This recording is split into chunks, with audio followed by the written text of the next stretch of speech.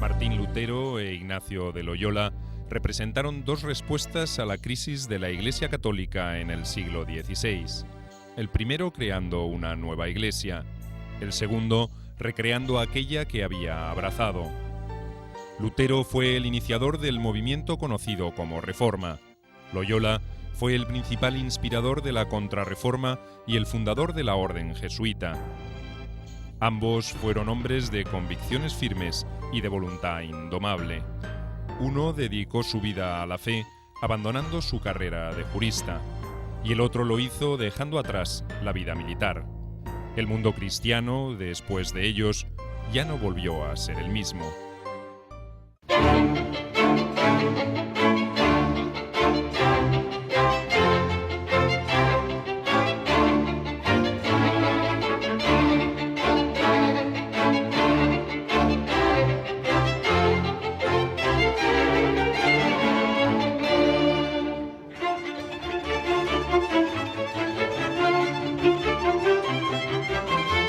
Martín Lutero e Ignacio de Loyola.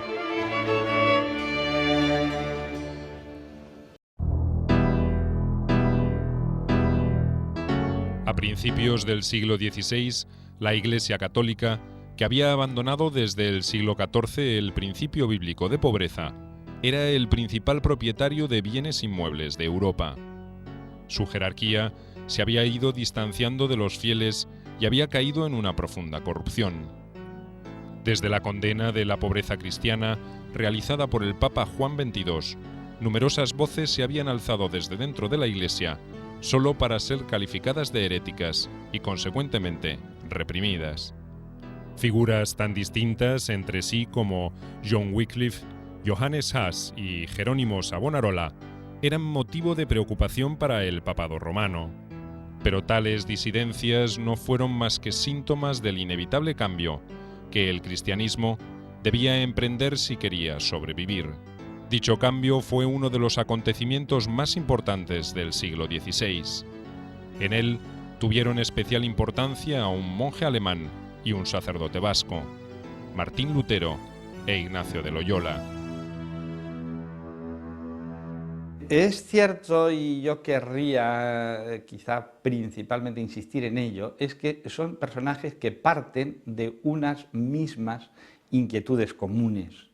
¿Y cuáles son las inquietudes comunes? Pues la insatisfacción total ante lo que podríamos decir la demanda y la oferta espiritual que la Iglesia Católica ofrece en esa época. Estamos hablando de comienzos del siglo XVI. Los reyes católicos habían empezado reformas importantes en Castilla, con el cardenal Cisneros, y también en Aragón.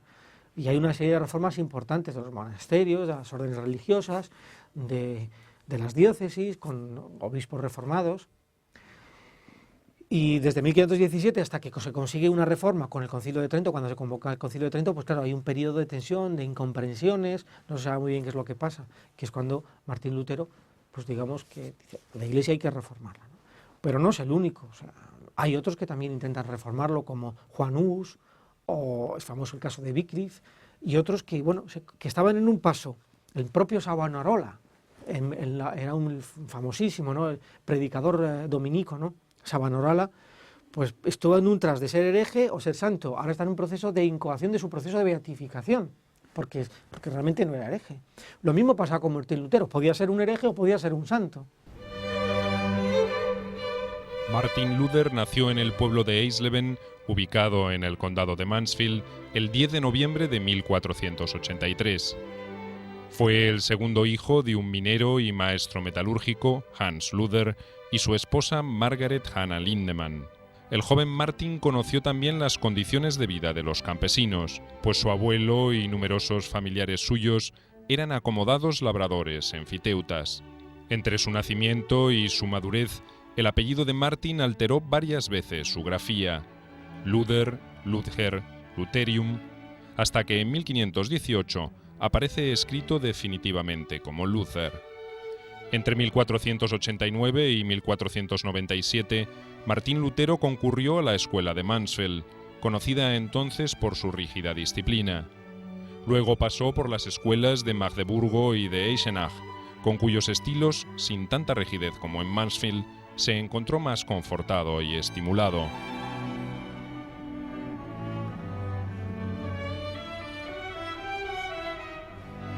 Entretanto, el 24 de diciembre de 1491, nació en Loyola, entre las villas de Azpeitia y Azcoitia, en la provincia vasca de Guipúzcoa, el 13º hijo de Beltrán Ibáñez de Oñaz, señor de Loyola, y su esposa Marina Sánchez de Licona.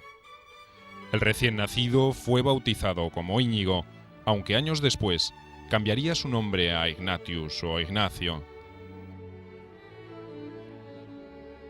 Bueno, Ignacio Loyola te decía que nace en el siglo XV, de una familia, bueno, pues en su contexto, en esta tierra, pues notable. No podemos comparar aquí a las familias notables, qué sé yo, con los grandes títulos de Castilla, etcétera. No. Pero dentro de su ambiente, en vasco se les llama jaunchos, un poco los señores de la tierra, ¿no? Que son, pues no muchos. Hay un título, se les da, de parientes mayores en esta tierra, ¿no? Entonces hay una serie de familias, todas ellas con sus palacios, fortalezas muchas veces, que al final forman dos banderías, los oñacinos, Oñaz, Loyolas eran Oñaz, y los gamboínos, Gamboas. Entonces muchas veces pues, hay luchas entre ellos, amenazas, muertes, hay cantidad de cosas, razón por la cual el abuelo fue desterrado por el rey, con otros más, ¿eh? Bueno, entonces el ambiente en que nacen, bueno, un detalle que la vais a comprobar, Loyola está a 1 kilómetro, estará de Azpeitia.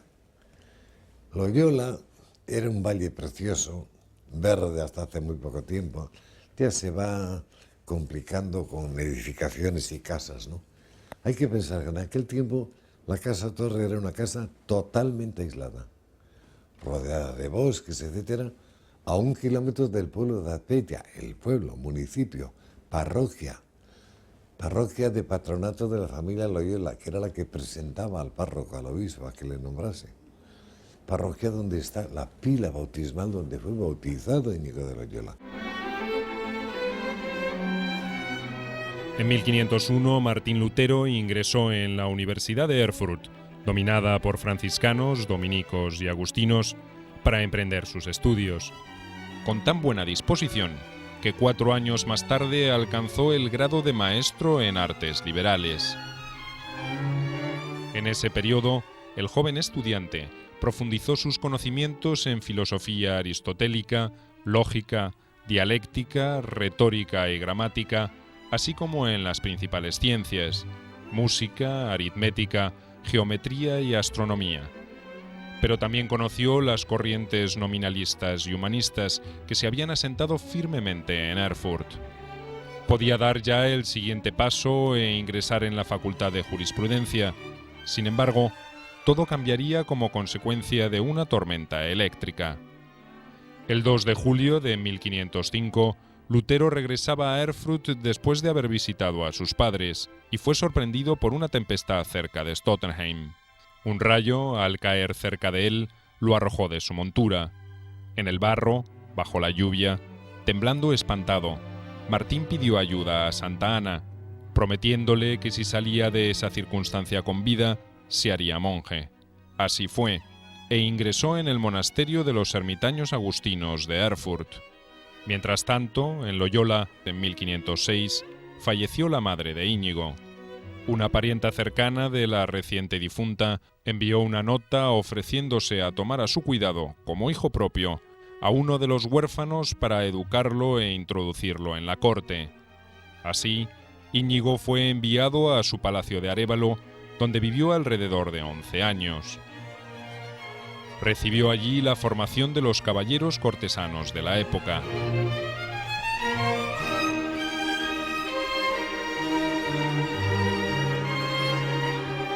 Aprendiendo gramática, música, poesía y sobre todo familiarizándose con el uso de las armas y con un estilo de vida cortesano.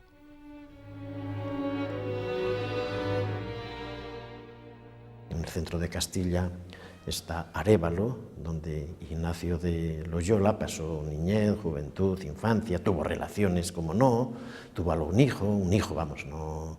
O sea que tuvo unas experiencias bélicas, no era militar, esto de que se suele decir la compañía de Jesús asimilando la compañía militar, pues no, eso no es cierto, era un hidalgo que tenía obligación de luchar como todos los hidalgos.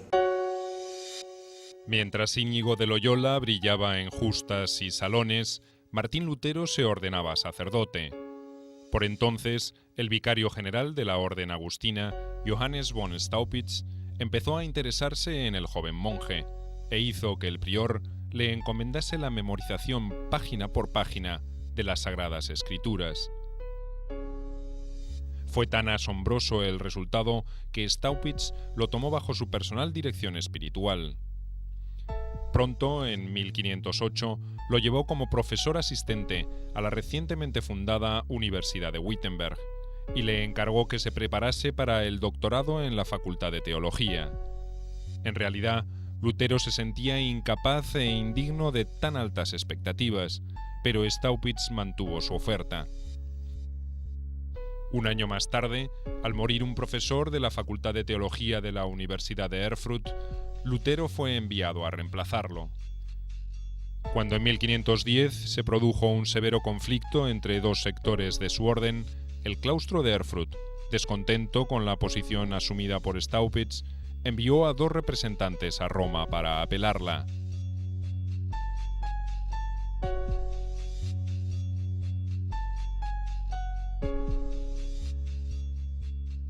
Uno de ellos era Martín Lutero.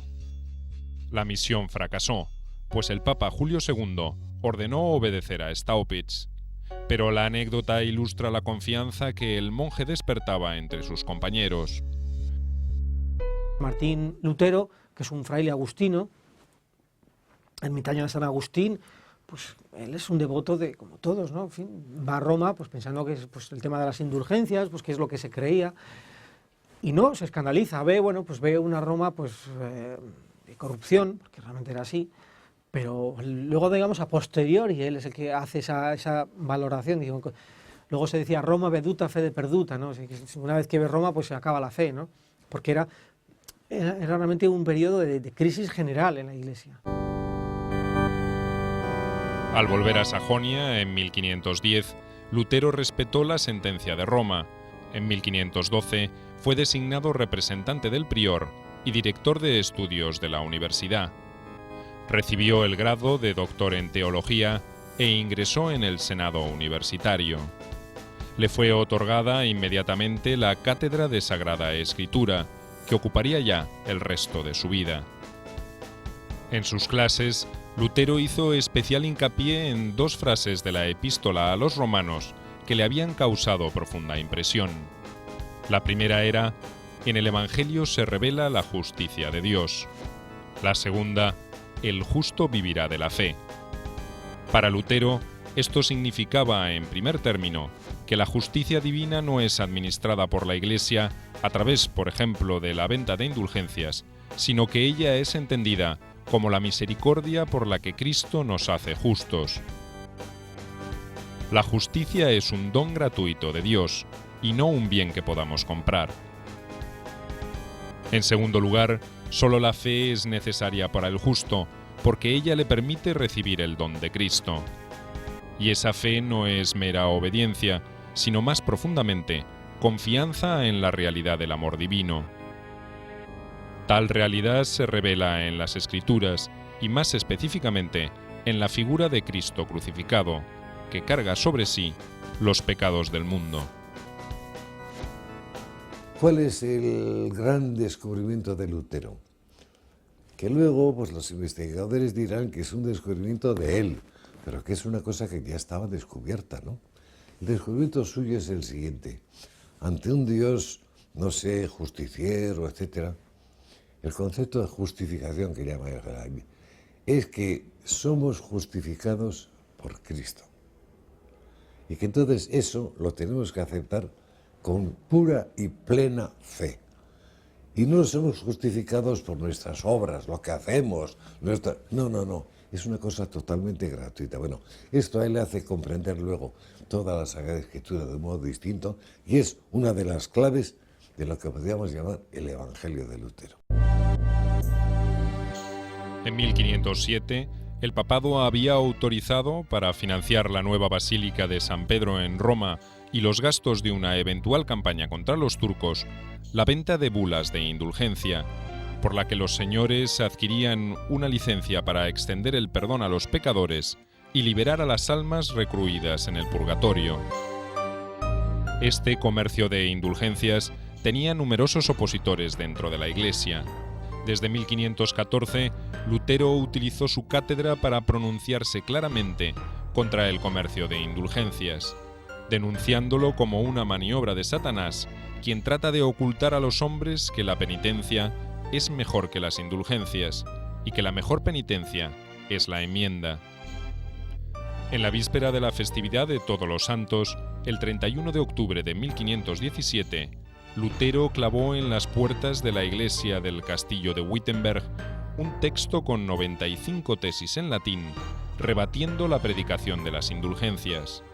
Un año más tarde, la Facultad de Teología de París elaboraría un documento coincidente en varios puntos con las tesis de Lutero.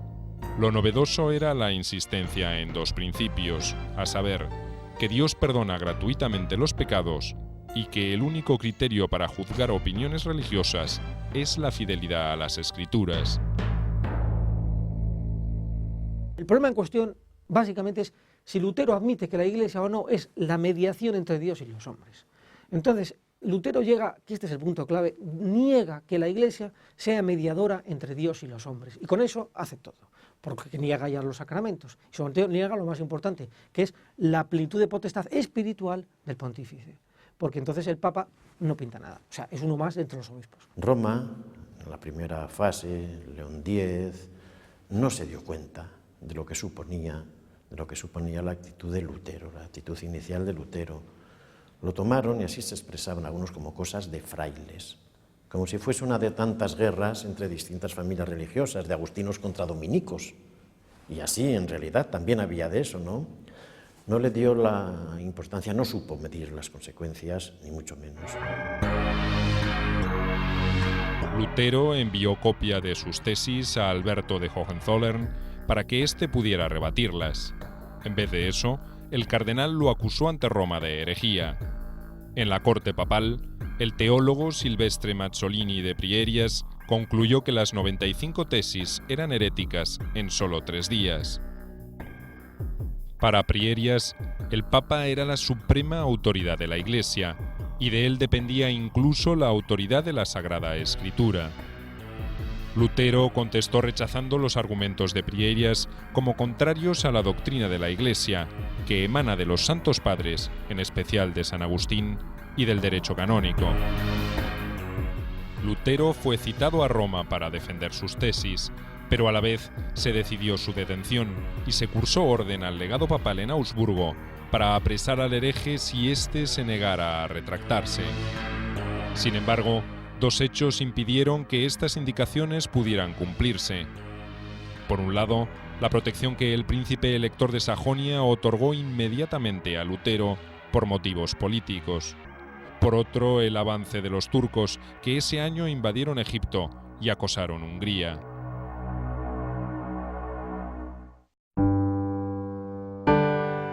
Mientras Lutero reafirmaba sus opiniones, en España moría Fernando el Católico y era reemplazado por Carlos de Gante con el nombre de Carlos I de España.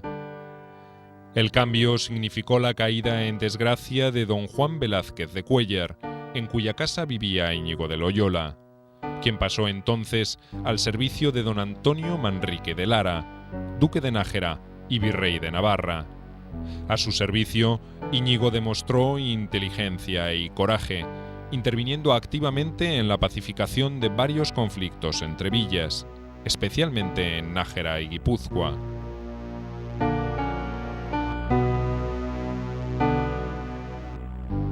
En 1519, Lutero protagonizó en Leipzig una disputa contra Johannes Eck. En ella, Lutero no solo puso en duda la autoridad infalible del Papa, sino también la de los concilios. Para él, solo el Evangelio era indudable, y si el Papa y la Iglesia romana pretendían estar por encima de la palabra de Dios, entonces eran una manifestación del Anticristo.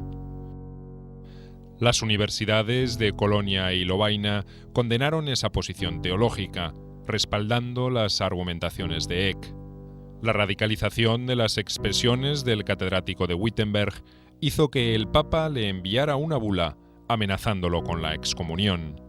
Lutero la quemó públicamente el 10 de diciembre de 1519. En consecuencia, León X lo excomulgó formalmente.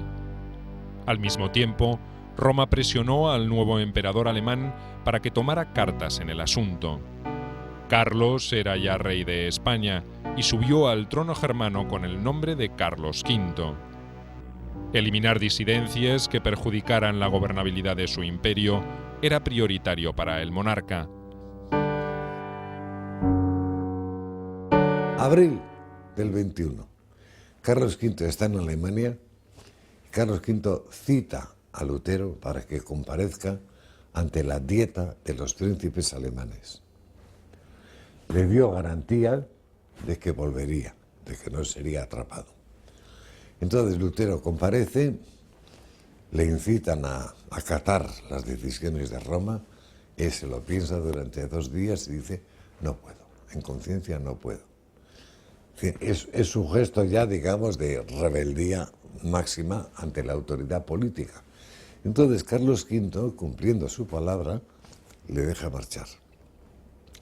Cuando va de viaje, no se sabe por dónde, se simula un secuestro. Desaparece de la circulación, nadie sabe dónde está Lutero y está refugiado en el castillo de Wartburg, mes de mayo del 21. Al comparecer ante la Dieta Imperial de Worms en abril de 1521, Lutero pronunció aquellas célebres palabras: «No puedo ni quiero retractarme de nada, puesto que no es prudente ni recto obrar contra la conciencia». El pequeño fraile osaba poner su conciencia por encima de la Iglesia y del imperio. Carlos V dejó partir a Lutero, respetando el salvoconducto que le había dado para la audiencia. No obstante, su vida corría peligro. El elector de Sajonia, Federico el Prudente, lo hizo secuestrar para su seguridad y lo llevó al castillo de Wartburg, donde, ingresado con nombre falso, permanecería varios meses. En ese tiempo, sus escritos circularon vivamente por todo el territorio alemán, en especial 3 textos que había redactado en 1520, a la nobleza cristiana de la nación alemana, la cautividad en Babilonia y la libertad del cristiano. Muchos humanistas, como Erasmo de Rotterdam y Tomás Moro, entre otros, que hasta entonces veían con atenta curiosidad y simpatía al profesor de teología de Wittenberg, se separaron de él espantados. Mientras tanto, Íñigo seguía sirviendo al duque de Nájera. Navarra había sido conquistada en 1512 por el ejército castellano, y desde entonces algunos señores navarros habían intentado sublevarse para recuperar la autonomía. En 1521 recibieron el apoyo del rey de Francia, Francisco I. Íñigo se encontraba en Pamplona cuando llegaron las tropas franco-navarras e intentó resistir con sus soldados en el castillo de la ciudad. En el combate, el 20 de mayo de 1521, fue alcanzado por una bala de cañón que le rompió una pierna y le hirió severamente la otra. Tras la caída del castillo, los vencedores le practicaron las primeras curas y lo enviaron a su casa de Loyola.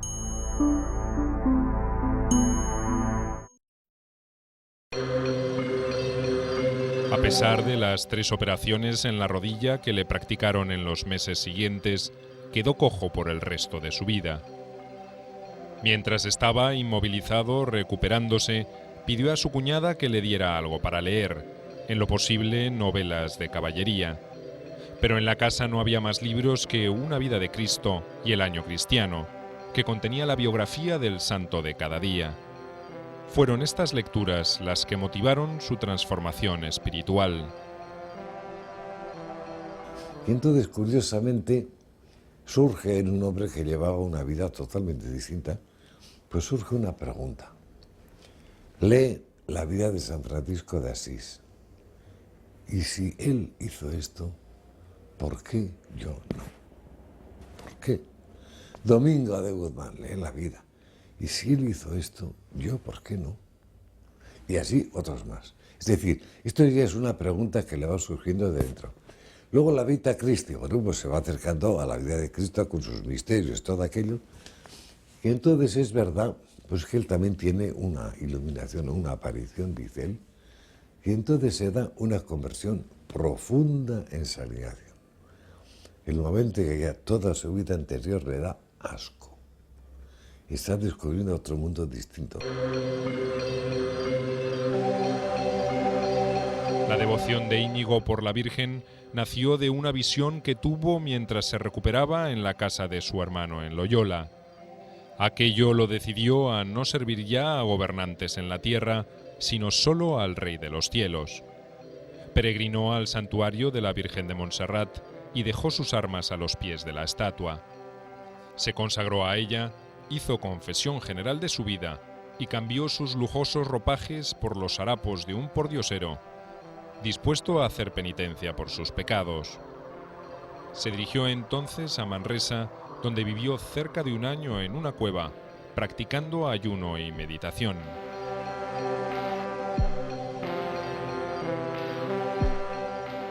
Esta vida lo lleva a una segunda conversión. Si en la primera renunció a todo, en la segunda descubrió que el mundo, en tanto obra de Dios, no era malo. Comprendió entonces que Dios estaba en el corazón del hombre y en todas las cosas. En este periodo redactó, a partir de su propia experiencia, las primeras anotaciones de sus famosos ejercicios espirituales, que publicaría en 1548. En Manresa, ¿sabes cómo le llama la gente? L'homme del sac, el hombre del saco. ¿Por qué? Porque era como un mendigo vestido con un ropón y con un saco al hombro, donde echaba los mendrugos de pan que le daban. Es decir, es un mendigo. Nadie sabe cómo se llama, de dónde viene, dónde ha nacido nadie. La gente sospecha que este no es lo que parece. No es lo que parece. ¿Qué es lo que parece? Pues un mendigo, un desgraciado, ¿no? Hay una mujer de Cataluña, de Barcelona, fíjate qué bonito, que cuando va pidiendo limosna, llega a su casa, se fija en las manos y dice, esas manos no son de lo que tú aparentas. Claro, pues hay unas manos bonitas, cuidadas. Era un caballero. Y la mujer se da cuenta. Bueno, pues el hombre pierde nombre y apellido. Y es el mendigo y el hombre del saco. En 1523, Íñigo decidió visitar Jerusalén. Peregrinó hasta Roma para pedir la bendición del Papa y desde allí viajó a Venecia.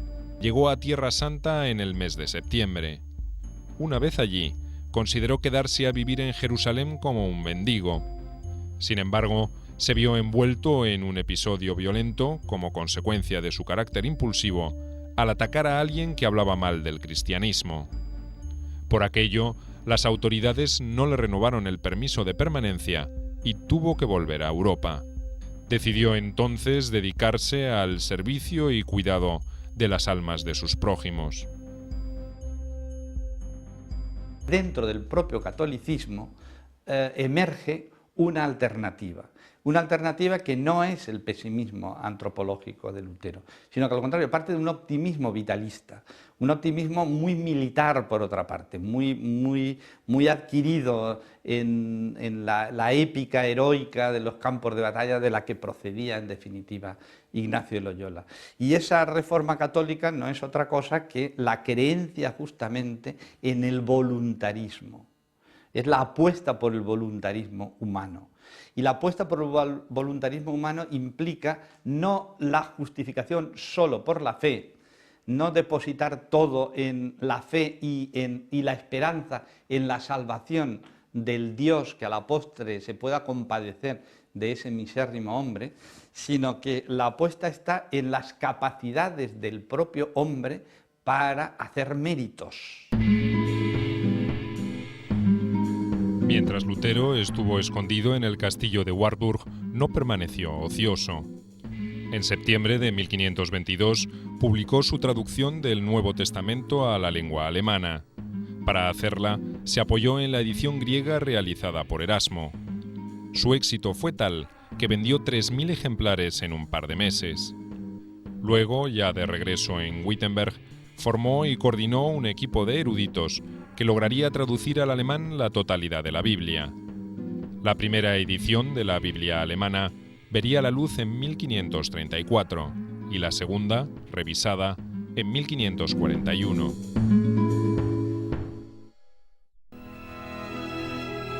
En ese tiempo había llegado al papado Adriano VI, quien, reconociendo las culpas de Roma, había propuesto un programa de renovación de la Iglesia. Por otra parte, Lutero tomaba conciencia de que su prédica podía tener consecuencias no deseadas, como el levantamiento de los campesinos contra sus señores. Lutero fue el agente decisivo final, desencadenante de la gran represión de los campesinos en aquel terrible escrito. Quiso primero lograr la paz, no lo logró, y tiene un escrito breve contra las hordas asesinas de los campesinos, donde dice a los príncipes: rajad, matad, degollad a los campesinos como si estuvieseis matando al demonio. Fue tremendo, en 1525. Promovida por Thomas Müntzer, la rebelión de los campesinos fue duramente criticada por Lutero. Entre 1523 y 1525 escribió Carta a los príncipes de Sajonia contra el espíritu levantisco, Exhortación a la paz sobre los 12 artículos del campesinado y más sobre las bandas de campesinos salteadores y asesinos. Müntzer pretendía realizar el reino de Dios en la tierra, pero para Lutero eso no era más que una tentación demoníaca. De regreso a Barcelona, después de su peregrinación a Jerusalén, Íñigo decidió estudiar latín y filosofía. Una vez que hubo dominado el idioma, ingresó en 1526 en la Universidad de Alcalá de Henares. Cuidaba a los pobres y enfermos en el hospital de la universidad, donde fue enfermero y cocinero, pero también enseñaba el catecismo y practicaba ejercicios espirituales. Porque también los estudiantes de Alcalá pues tendrán 18 años o 20 años, y él tiene 30 y muchos ya, ¿no? Aparte de eso, sigue vestido con el ropón. Sigue hablando de cosas espirituales a la gente. Se acoge, siendo un hijo de una familia notable, se acoge al hospital de la universidad. Y el hospital de la universidad lo convierte pues en una plataforma de acción donde van una serie de gentes, hombres, mujeres, jóvenes, tal, a oírle, a oírle, a oírle. Claro, este es un seglar, no nos olvidemos, es un seglar. Su gran experiencia espiritual de Manresa, que esa no te la voy a contar, él la transforma en un paradigma para todos los demás. Ya nacen los ejercicios espirituales. Los primeros apuntes de ese libro los escribió en Manresa. No era todo, pero era el núcleo fundamental de aquello, ¿no? La Inquisición sospechó de él. Lo encarceló durante un par de meses y luego lo liberó, prohibiéndole vestirse con los harapos que usaba, que semejaban hábitos de religioso, y que predicase sobre temas de fe sin tener estudios teológicos. Íñigo cumplió lo que se le había ordenado y marchó a Salamanca para proseguir sus estudios. Gracias a la ayuda económica de unos amigos, Íñigo pudo marcharse a París, donde estudió en el Colegio Montaigu y más tarde, entre 1528 y 1534, en la Universidad de la Sorbona. Allí obtuvo el título de maestro en filosofía y comenzó sus estudios de teología que nunca concluyó. En estos años cambió su nombre por el de Ignacio.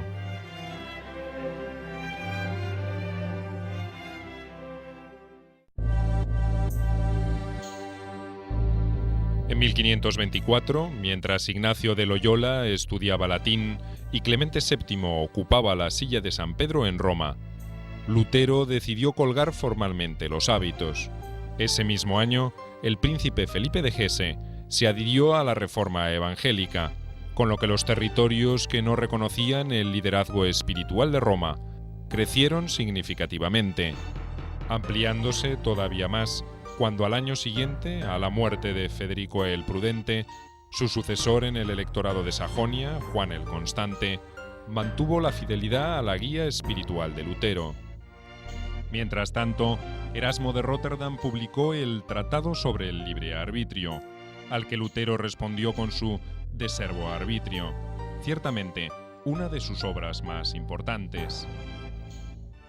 Cuando Erasmo tiene que romper con Lutero, porque se ve forzado a romper con Lutero por 1525, un año crítico en la vida de Lutero, escribe sobre el libre albedrío, la libertad, o sea, la traducción en nuestro tiempo, la libertad humana, en este encuentro con la gracia. Dios no la aniquila, ni mucho menos, y la achaca a Lutero de forma muy dura, que ha quitado la libertad humana, que la ha hecho perecer con ese sistema de la gracia, nos salva sin que nosotros hagamos nada, ni mucho menos. Lutero no decía que no hiciésemos cosas buenas, todo lo contrario, vamos, nos faltaría más que no se hiciesen cosas buenas. Y le contesta a Lutero en su respuesta del siervo albedrío, del albedrío de la libertad esclava, diciéndole a Erasmo: has dado realmente en el nudo de la cuestión, es decir, has agarrado el ganso por el pescuezo, que es lo que dice él en su alemán, porque es el de la libertad. Dice, nosotros somos como jinetes en caballos, no vamos donde nos lleva el caballo. Efectivamente, ese fue uno de los puntos fundamentalísimos para la posición, la ruptura teológica de Lutero. Para escándalo de Roma, Lutero contrajo matrimonio con una exmonja de clausura, Catarina von Bora, el 13 de junio de 1525. La pareja tuvo 3 hijos y 3 hijas, aunque 2 de ellas murieron muy jóvenes. La única hija superviviente contrajo matrimonio con un joven de una familia noble de Brandeburgo. Fue un padre ejemplar, fue un marido enamorado de Catalina Bora, y entonces el enamoramiento no era...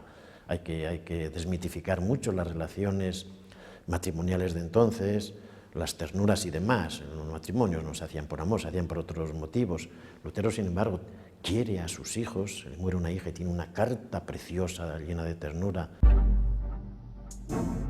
En 1529, la Dieta Imperial, reunida en Espira, decidió poner fin a la reforma emprendida por Lutero y continuada por otras figuras del norte de Europa.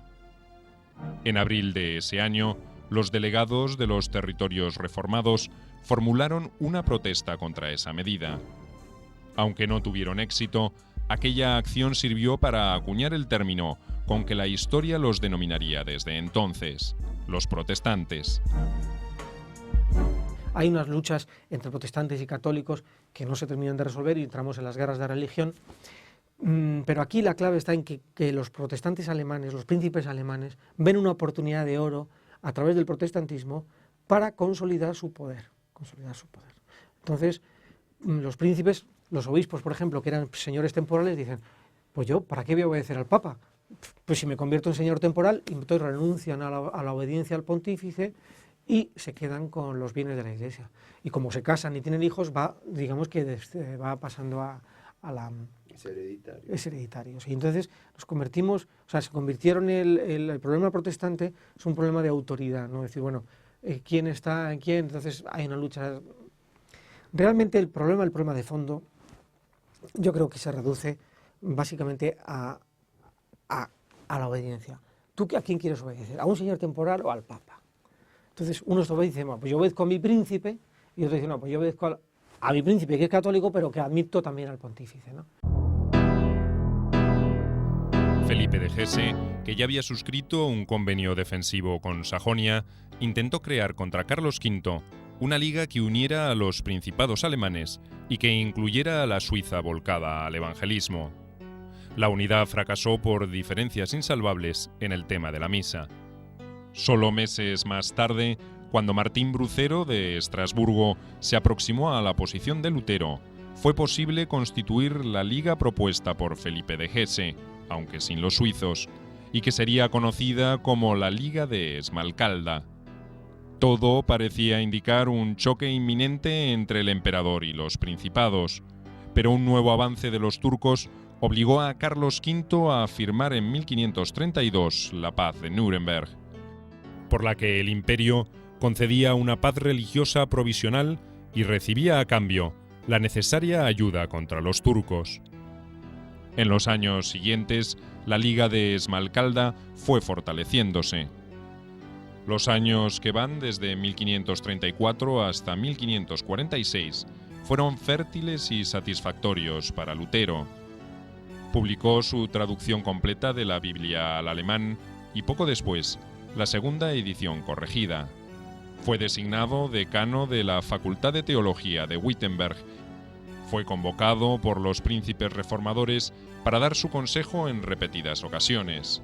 Y además, redactó varios escritos importantes, entre ellos contra el papado de Roma, instituido por el diablo, sobre la persona humana, sobre la justificación y sobre los concilios y las iglesias.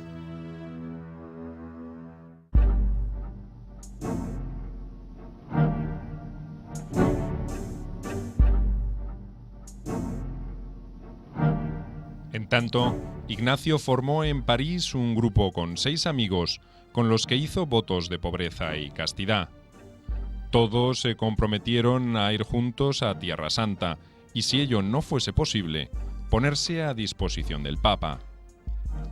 Antes de eso, Ignacio se dirigió a caballo a su tierra natal, donde vivió unos meses. Luego partió para encontrarse con sus amigos en Venecia y viajar hacia Jerusalén. Los amigos de Ignacio llegaron a Venecia en enero de 1537. El 24 de junio, con la aprobación de Pablo III, Papa desde 1534, todos ellos se ordenaron sacerdotes. Ignacio pidió permiso al pontífice para ir a Tierra Santa y obtuvo su autorización. Pero la guerra entre los turcos y la cristiandad hizo que durante todo ese año no hubiese rutas operativas hacia Jerusalén. Ante la imposibilidad de realizar el viaje deseado, los fieles amigos discutieron si debían disolver el grupo o permanecer unidos y formar una orden religiosa. Mientras avanzaban en sus deliberaciones, se dirigieron a Roma a ofrecer su obediencia al Papa, tal como habían decidido. Cerca de Roma, Ignacio y 2 de sus amigos entraron a orar en la pequeña capilla de la Estorta. Allí, Ignacio tuvo una visión en la que experimentó que Dios lo ponía en comunión con Cristo y le pedía servicio. Todos estuvieron de acuerdo en formar entonces una orden, y fue Ignacio quien pidió que se llamara Compañía de Jesús. Se trataba de ser compañeros de Jesús, comprometidos con el servicio de Dios y el bien del prójimo. La utopía está al alcance de la mano. La visión de Loyola es que la utopía, el cielo, está al alcance de la mano. No hace falta. Él acaba con... los jesuitas introducen una serie de valores fundamentales, aparte de ese optimismo vitalista al que me estoy refiriendo. Introducen, de hecho, la posibilidad de, como he dicho antes, redimirse con enorme facilidad, confesiones a bajo precio.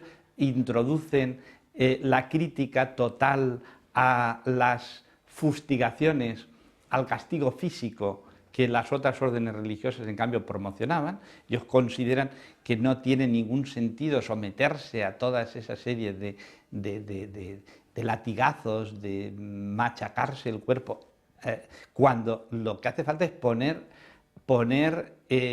invertir toda la capacidad de energías posibles al servicio de la causa concreta, que es, en definitiva, hacer méritos para llegar al cielo. En mayo de 1539, Ignacio presentó al Colegio Cardenalicio la base de los estatutos de la Compañía de Jesús.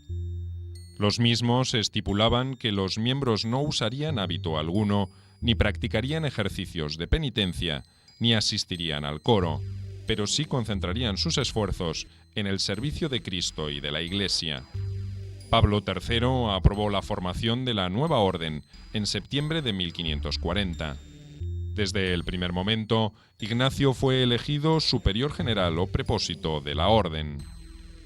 Desde entonces hasta 1554 se dedicaría a redactar las constituciones jesuitas, creando una organización cuasi militar que exigía obediencia absoluta al Papa y a los superiores de la orden, pero total independencia respecto de otras autoridades eclesiásticas y seculares.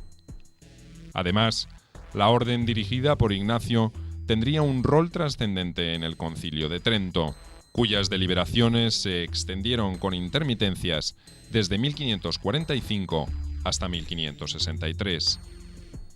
Mientras en Eisleben, el 18 de febrero de 1546, moría Martín Lutero, Ignacio de Loyola, preocupado por la difusión de la palabra de Dios y la defensa del Evangelio, enviaba misiones a los países protestantes, así como a los más lejanos confines del mundo. Él decía, ¿cómo se puede resolver los problemas de la Iglesia? Solo con 3 reformas. Que el Papa se reforme a sí mismo, que el Papa reforme a la curia y que el Papa reforme la ciudad de Roma. Si se consiguen estas 3 cosas, se acabaron todos los problemas. Este era el programa de Ignacio de Loyola. Sin embargo, Martín Lutero es que no tenía esa visión. Martín Lutero era, ¿cómo se reforma la Iglesia? Porque el Papa es el anticristo. O sea, él convierte la religión en una ideología víctima de sus propias ideas, ¿no? Porque él al principio no es así, y convierte todo en ideología. Entonces, él es regionalista, nacionalista, en el sentido de que interesan las naciones, la conformación de las naciones, la nación alemana, por eso traduce el Nuevo Testamento, quiere una nación poderosa. O sea, él es nacionalista en ese sentido. Sin embargo, Ignacio de Loyola tiene una visión universalista. El 31 de julio de 1556, el fundador de la orden jesuita, Ignacio de Loyola, falleció en su celda en Roma. En sus años como general de la orden, creó el Colegio Romano. Fundó orfelinatos y casas para muchachas pobres, así como hogares para prostitutas que quisieran cambiar de vida. Promocionó misiones por todo el mundo, implantó la catequesis a niños y colaboró activamente en la primera fase del Concilio de Trento. A su muerte, los miembros de la Compañía de Jesús eran ya más de 1000. Fue beatificado el 27 de julio de 1609 y canonizado el 22 de mayo de 1622.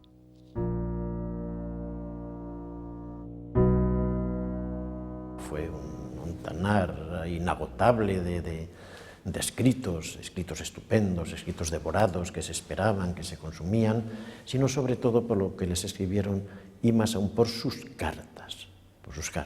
O sea, hay una correspondencia de Ignacio, además editadas, que se conocen, muy amplia, y de Lutero las cartas de la edición crítica y demás.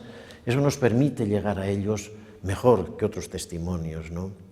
Da la sensación, por eso tiene uno la obligación de decir eso, que es con sensaciones con lo que se está uno conduciendo, de lo que se está uno dejando guiar, de que Ignacio de Loyola era más, si se me permite decir, más racional, tomándolo ya en su época de madurez, después de 1563, después de París, después ya cuando se va creando el grupo, con el grupo La Sociedad de Jesús, la compañía de Jesús, que era más racional, Lutero mucho más explosivo, mucho más espontáneo, más vehemente, efectivamente.